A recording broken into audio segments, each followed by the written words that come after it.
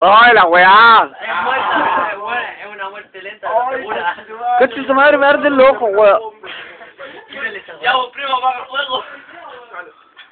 No tiene nada. Llamen a... Está lleno de humo, weón. Ah, me arde el ojo. Sí, oye, vos soy bombero, me ponemos chingona, No hagas esta weá, lo van a apagar. Tiraban hasta un calcetín, pues, cabrón culiao. Pero si te dijimos, po. Ya empiezan a tirar frazán. Allá hay una caja de cigarros suelta, así que ves si tiene uno y la tiráis. Ah. Pues. ¡Ah, mi ojo! ¡Oh! ¡Arregla esta weá! ¡Oh, no, culiao! ¡Ah, mi ojo! ¡Ah! ¡Fuego! ¡Ah! ¡Ah, mi ojo, weón! Ya, vos, primo, apaga la weá. No, weón, quiero que se queme. ¡Apágate! Ya, déjalo ahí nomás, déjalo ahí, déjalo ahí. ¡Apágate! Claro, empecemos todavía para que el agua se apague. ¡Apágate, bueno! ¡Apágate! ¡Apágate! ¡Culiao, ya tiramos afuera! Está muy... Dale, apágalo. No, no, Mauri, déjalo ahí. Apágala con moco, weón. Ahí tirado la weá con el plástico. ¿Ya quién soporta más?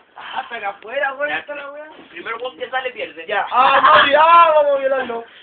No, pero este culiao quedó... Este weón se está quemando la batilla, weón.